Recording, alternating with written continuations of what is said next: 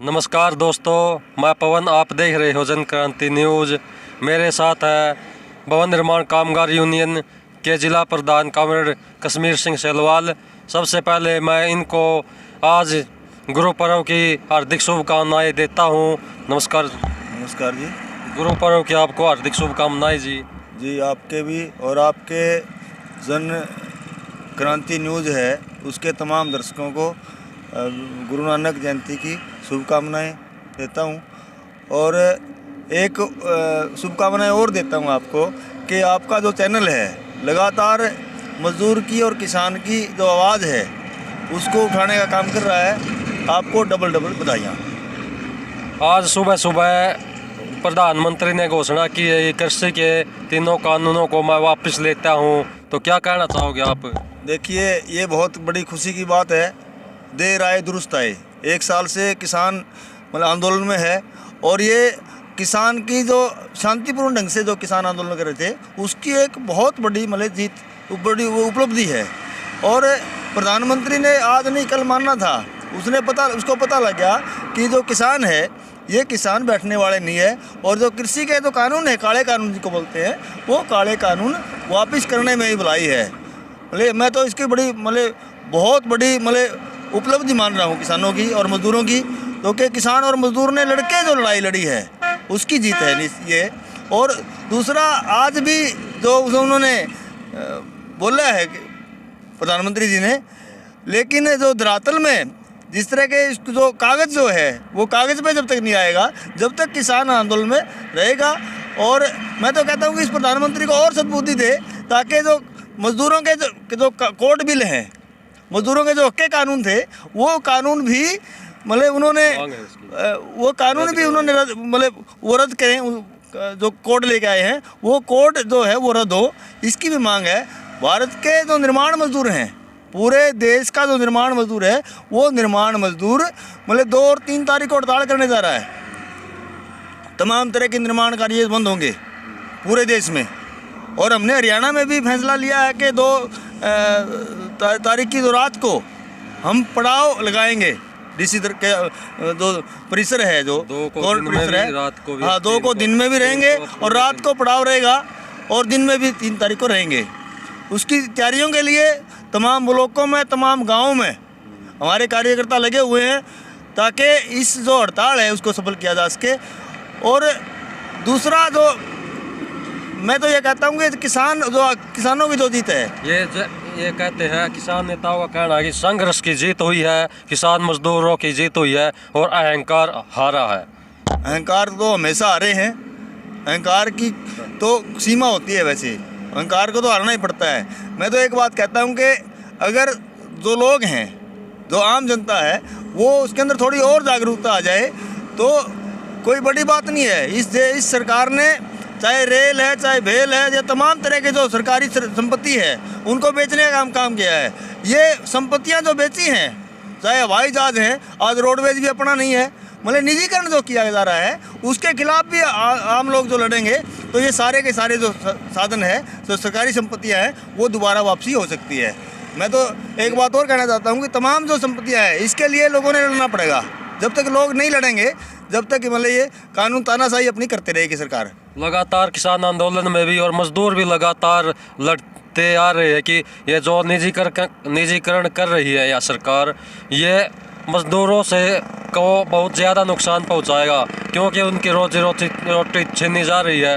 Labour code बना दिए 4, इनको लेकर लगातार मजदूर संघर्ष में है। 8 घंटे का कानून था, उसको ख़त्म कर दिया, 12 घंटे का बना दिया। 12 घंटे की कोई सीमा नहीं है। तो आगे ये लड़ाई जो किसानों की लगातार मजदूरों ने सहायता की है, तो किसानों से क्या अपेक्षा है, क्या उम्मीद है आगे मजदूरों की, किस प्रकार से सहायता करेंगे किसान? देखो, ये जो बीजेपी की सरकार है, ये बीजेपी की सरकार, मैं आपको बता दूं, लगातार धर्म के नाम पे, जात के नाम पे, गाय के नाम पे, इलाके के नाम पे एक दूसरे को बांटती रही है। जात के नाम पे तो आप देखो किस तरह खेल खेले जा रहे हैं। ये अगर आम जनता, तमाम तबके, मेहनत कर जो हाथ से काम करने वाले लोग हैं, वो तमाम लोग साथ होंगे, तो जितने भी कानून है जो मजदूर विरोधी किसान विरोधी जो कानून है वो कानून वापस लेने पड़ेंगे। आज देखो ये बहुत से लोगों के अंदर ये था, कुछ लोग बीजेपी के अंधभक्त हैं, वो कह रहे थे कि कानून वापस नहीं आया करते। मतलब प्रधानमंत्री को बोलना पड़ा, 1 साल में बोला, बेशक मतलब लेट बोला, लेकिन उसके बोल में आज कुछ न कुछ किसानों को राहत दिखाई दे रही है। और एक जीत, जिस तरह के उन्होंने किसानों के आंदोलन को कभी कमज़ोर नहीं होया, आंदोलन कभी कमज़ोर नहीं हुआ। और एक बीजेपी का एक धड़ा ये कह रहा था कि किसान जो हैं वो किसान आने बंद हो गए, अब बॉर्डर खाली पड़े हैं। लेकिन काम का टाइम था और काम पे मजदूर भी थे, काम पे थे, खेत में बुआई का काम था, कटाई जो अगला जो काम थे कटाई के वो काम कर रहे थे। मजदूर भी खाली हैं अब और किसान भी खाली हैं। अब सरकार को पता लग गया कि ये किसान और मजदूर मतलब तमाम बॉर्डरों पे होंगे। ये अपने आप में बहुत बड़ी उपलब्धि है। लेकिन एक बात और है, आज आप देखोगे कि सरकार मतलब गुरु नानक जयंती है, उसमें एक जो अलग तरफ का तबका है जो सिख धर्म है, सिख, हाँ, उसको भावना के साथ मतलब इस तरह का वो लेके आए हैं, उसका भी अब चलो हम स्वागत भी करते हैं।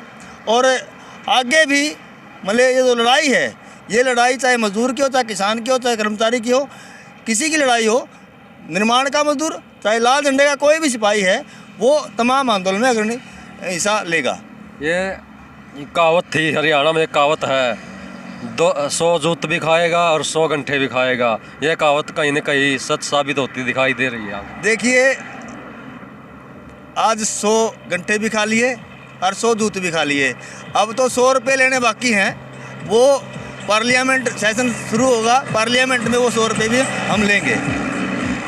तो हरियाणा में बात कर लेते हैं इसके, ये जो लेबर को कानून बनाया हुआ है भवन निर्माण के मजदूरों के लिए, इसमें जो निर्माण के मजदूर है पंजीकृत है या अपंजीकृत है, लगातार दफ्तरों के धक्के खाने पर मजबूर है, CSC सेंटरों के धक्के खाने पर मजबूर है। फॉर्म भरने के बाद भी 1-2 साल से किसी का कोई भी पैसा नहीं आ रहा है। तो इस पर आपके जो आंदोलन है 2-3 तारीख को पूरे देश भर में आंदोलन खड़ा किया जा रहा है, तो इसमें आपकी यूनियन अगर आगे भी यही समस्या बनी रही तो क्या आगे की प्लानिंग होगी, क्या फैसला होगा, किस तरह का आंदोलन खड़ा करेंगे मजदूर? देखिए ऐसा है, सरकार किसी की भी हो, पहले कांग्रेस की सरकार थी, वो भी लेके आई थी कि जितना भी जो रजिस्ट्रेशन का काम है ये प्राइवेट NGO को दिया जाएगा। वो NGO को भगाने में यूनियन कामयाब हुई, यूनियन ने उसका विरोध किया, NGO को ना दिया जाए। तो ये जो सारे का सारा काम जो है यूनियन करती रही है। अब जब बीजेपी सरकार आई है उस टाइम से शुरू से आप देखोगे, जब बीजेपी आई आते ही इस बोर्ड जो है मजदूरों का, निर्माण मजदूरों का बोर्ड है, वो बोर्ड को भंग कर दिया। और भंग करने के बाद एक पितृत्व लाभ मिलता था, वो 5,000 रुपये था, वो उन्होंने बंद कर दिया। भवन निर्माण कामगार यूनियन ने फैसला लिया कि जो उन्होंने जो बंद किया है उसको हम लागू करवाएं। हम पंचकुला गए, मंत्री को घेरा, हमने गांव-गांव में तमाम जो इनसे मंत्री हैं बीजेपी के, उनके पुतले फूके। और उसके बाद जब आए, वहाँ से जीत के आए, तो ये 5,000 से हम 21,000 करवा के लेके आए। और महिला जो मेंबर हैं, उस बोर्ड की जो मेंबर हैं, उसको 36,000 मिलते हैं। हम बढ़ोतरी लेके आए, ना कि जो सरकार वहाँ भी जब भी आ रही थी और आज भी किसानों का मसला हो जब भी आ रही है। और आज भी एक सेंट्रल प्रोसेसिंग सिस्टम बना रखा है इन्होंने, CPS सिस्टम बना रखा है, उसमें वो कह रहे हैं कि भ्रष्टाचार खत्म हो गया। आज भी आप किसी सेंटर पे जाओगे, CSC सेंटर पे जाओगे, CSC वाला ये करता है कि आप देखो मेरे परसेंटेज दापता है, वो 15% 20%, उसके परसेंटेज 1,000 रुपये, वो कहता है कि आपके पैसे आ जाएंगे। और आ भी रहे हैं, बहुत से लोगों से हमने बात की है, वो कह रहे हैं कि मेरे 15 दिन में पैसे आ गए, मैंने 2,000 दिए थे, मैंने 10,000 रुपये दिए थे, मेरे 20 दिन में पैसे आ गए। ऐसा भी किया जा रहा है। ये पारदर्शिता, कौन सी पारदर्शिता है, मेरे वो समझ नहीं आ रही। लेकिन सरकार और ये बोर्ड के जो अधिकारी है, खास करके दुष्यंत चौटाला इस बोर्ड के चेयरमैन है, हम उनको बताना चाहते हैं कि आप मजदूरों के साथ खिलवाड़ करना बंद कर दें। और ये पॉलिटिशियन जो आप करते हो, राजनीति जो कर रहे हो, वो राजनीति आप करो, लेकिन जो हमारे हक हैं, अधिकार हैं हमारे, वो हमें टाइम टू टाइम देते रहें, ताकि सरकार बनाते रहो, हमें कोई इससे मतलब नहीं है। लेकिन अगर ये पैसे नहीं आए, अभी भी हम 2-3 तारीख की हड़ताल है, इस हड़ताल तक तमाम लोगों के पैसे नहीं आए तो उसके बाद बहुत बड़ी हम एक रूपरेखा बनाने जा रहे हैं कि कोई लंबा आंदोलन हम छेड़ेंगे। 90 दिन का काम की बातचीत कर लेते हैं। 90 दिन का काम के वेरिफिकेशन का सबूत मांगते हैं। पहले यूनियन करती थी, आपकी यूनियन भी लगातार ये काम करती थी, अब वो बंद कर दिया। दुष्यंत चौटाला से भी बातचीत हुई, उन्होंने कहा कि ये तो इस सरकार ने, खट्टर सरकार जो पहले ही सरकार है उसके मंत्रिमंडल ने किया था, मैं कुछ नहीं कर सकता। इससे क्या लगता आपको, ये दुष्यंत चौटाला इसमें बुका रहा है या झूठ बोल रहा है, या और कुछ इनकी अंदरूनी कमजोरियां है या अलगाव दिख रहा है? देखिए, हम पिछले दिनों लेबर कमिश्नर से मिले थे, उन्होंने कहा था कि 90 दिन का जो काम है ये किसी पंचायत सेक्रेटरी, वीडियो, तहसीलदार किसी से लिखवा के देने की ज़रूरत नहीं है। आप जिसके काम किया है आप उसका काम लिख के दे दें, हम उसको मान लेंगे। लेकिन जितनी बार भी मिले हैं हम, चाहे दुष्यंत चौटाला से मिले हैं, चाहे लेबर कमिश्नर से मिले हैं, चाहे किसी अधिकारियों से मिलते हैं, आश्वासन के अलावा कुछ नहीं मिल रहा। और आज भी धड़ल्ले से मतलब ऑब्जेक्शन लगाए जा रहे हैं, अस्वीकार किए जा रहे हैं, मैसेज आ रहे हैं लोगों के पास। लेकिन पिछले दिनों तो मैसेज भी नहीं आ रहे थे, अब मैसेज तो आ रहे हैं कम से कम। लेकिन ये मैसेज आ रहे हैं, अस्वीकार के मैसेज बहुत ज़्यादा आ रहे हैं। और कुछ लोगों को ही, मुश्किल से मतलब 5% लोगों को ही पैसे आज उनके खाते में आ रहे होंगे, बाकियों पे ऑब्जेक्शन। तमाम डॉक्यूमेंट पूरे होने के बावजूद भी वो कह रहे हैं कि आपके डॉक्यूमेंट पूरे नहीं है। एक तरह से गरीब लोगों को ये जो सुविधाएं मिल रही है वो उससे बाहर किया जा रहा है। देखो, ये सरकार की पॉलिसी, सरकार की नीति है।